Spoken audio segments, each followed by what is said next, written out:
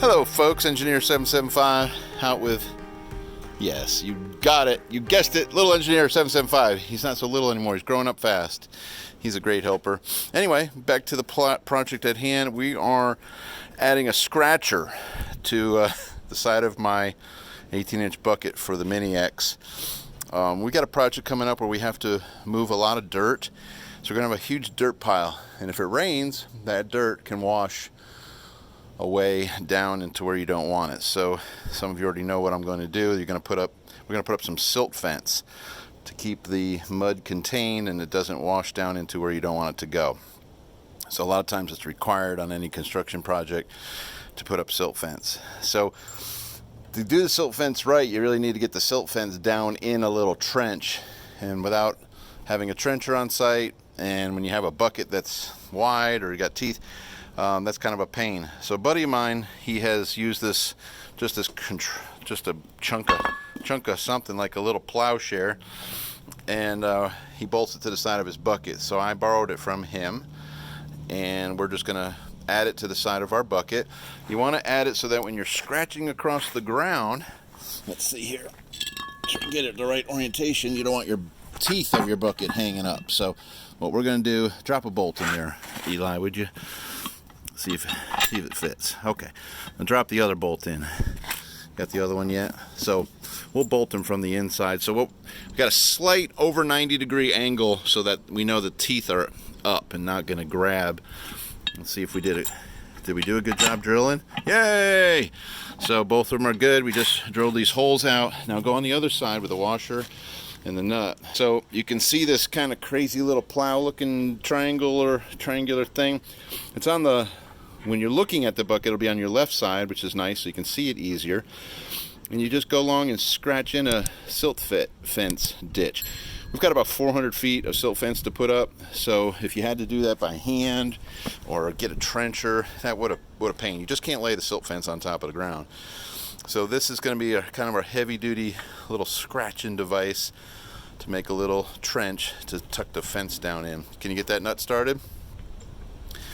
And so that was it. Just thought I'd share with you a little tip on putting in silt fence, and we'll show you where the silt fence is. Well, we'll show this thing in action so you know what in the world I'm talking about and what it'll do, because it's been raining a lot lately. So we're about to dig a 65-foot long hole that is probably 25 feet wide and 25 foot deep, and that's a lot of dirt. And so we're going to pile it up in a backyard, and if it rains, that stuff's going to wash, so we got to capture it with some silt fence. So I guess we'll call this the silt fence scratcher.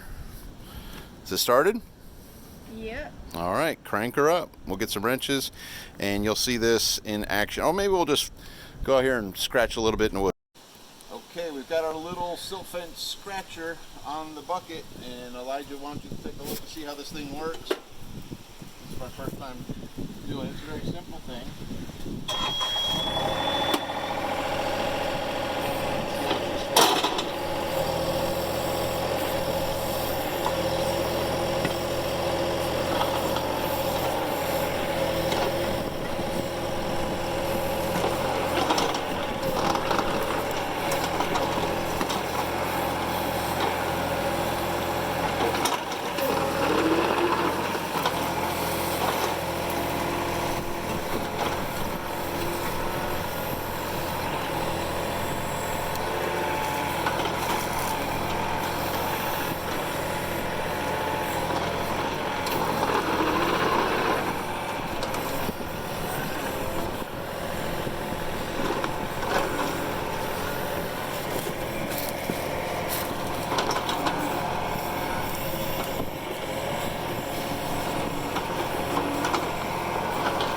So, it's pretty crude, as you see, but go look at the ditch, Elijah, with the camera. So, that's all we need to do is get that silt fence down in the ditch. We're going to be going through the woods like this, through roots, just bust some things up.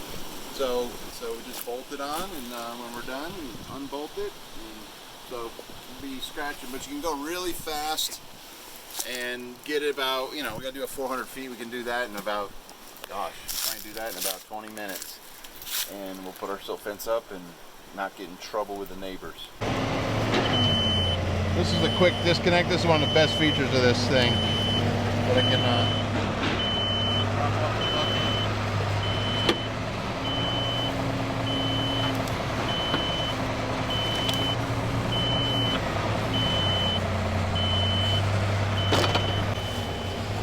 Zip it up.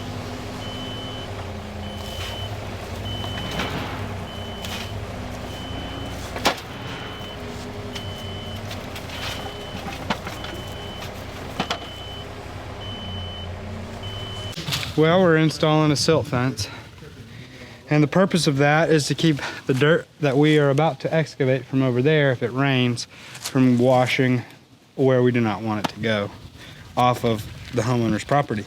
So what we do is we use a mini excavator with an adapted little blade on it and cut this trench about 8 inches deep, about 300 feet all the way around our job site. And then we install these T-posts to support the fence, which is right there. And then we need to install the fence. It's got hog wire fencing on it. We need to install it up to this red line into the dirt and then backfill it. And then that will satisfy any county or state inspectors for a quality silt fence install. So that's what we're doing, and I'm going through and using my little battery chainsaw and nipping some of the roots that might get in the way, keeping it out of the dirt as much as possible, but I'm definitely going to have to sharpen it afterwards. She's going to be beautiful. She's going to be beautiful.